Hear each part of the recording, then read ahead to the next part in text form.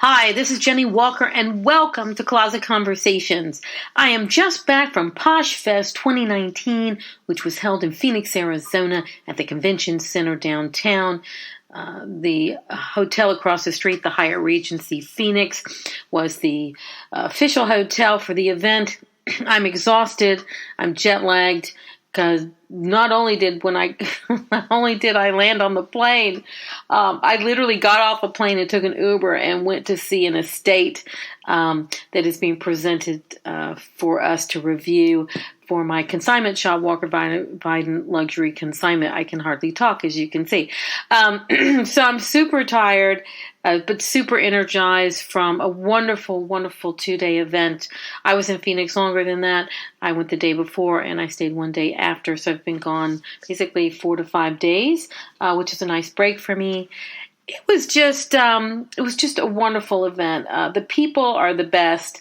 The sellers, the resellers are all so excited to be there and to be talking to each other, because so much of this reselling, you feel like you're alone in this thing. But you realize that we're all dealing with the same things, the same issues, the same dynamics, all over the country and in Canada.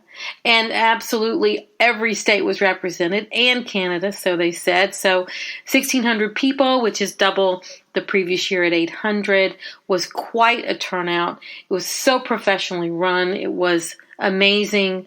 The quality of the food, the quality of the presentations, the I guess you call it the build out of the sets, the stage, everything was absolutely top notch. It was as good a conference as any I've ever been to. And I actually enjoyed every minute of it. I really wanted to be there. I was drinking in every bit of information I could from the panelists, was meeting as many people as I could.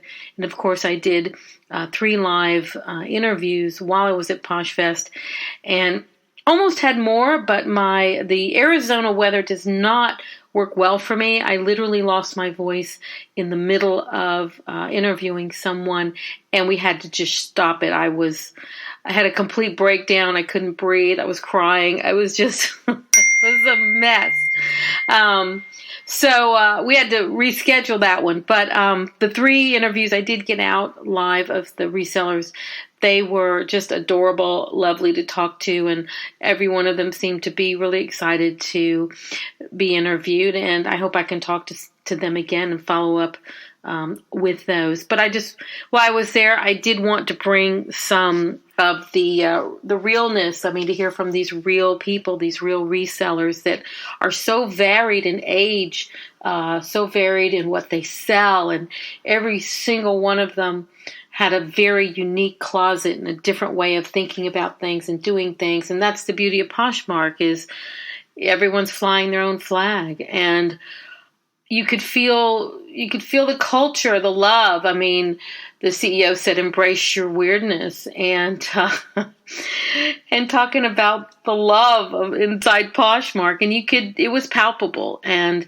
you can see that they love what they're doing. They're very proud of what they've accomplished, and they're just really getting started. And I loved being there. I did learn some tools and tips and techniques that I am not currently doing with my own selling on Poshmark. So I was thrilled about that. So I did learn a lot of things. I didn't learn 50% of things, because I've been selling for several years now and I'm pretty seasoned in it. But I did learn a lot of good advanced tips on how to do better with them. They did announce some product developments. They are launching some new abilities with video that is going to be connected to the items that you're selling through some new technological developments. We saw a preview to that, and it's really sort of looks like Instagram inside of the Poshmark platform. It looks really interesting, where you can have a picture or a boomerang or a short video up to 15 seconds, and then tag the clothing items that are for sale in it so you can buy it on Poshmark. So that should be really, really exciting, and I'm hoping to be an early adopter on that so I can learn more about it. There were panels, a lot of panels, and the one that seemed to be the most crowded and the most well attended were the ones on social media. There was a YouTube panel that was very well attended, and I thought it was very well done. So I learned some tips in there of some things I hadn't thought about in terms of that. But anything related with Instagram, YouTube, it was highly attended, and there were really good information there. There were a lot of other panels having to do with inventory management, things like whether you were a full-time posher or not, panels on people who had become full-time poshers, people who weren't necessarily full-time poshers but had incredible, heart-wrenching stories about what this ability to earn money on the app had done for them. I was crying like a baby listening to some of these stories. And what's so unique is that we all have our own story. And my takeaway from this conference is that so many companies don't realize or remember that it's sort of the sum of all these little tiny pieces together that make Poshmark what it is, and that every person has a story. Every person has a different path to Poshmark, and each person is being able to get the benefit of selling off of Poshmark, and quite frankly, the money from doing so for different purposes, for different reasons. It's making certain kinds of differences in everyone's life that is completely unique. And to realize that out of 1,600 people, that 1,600 different stories were in that room.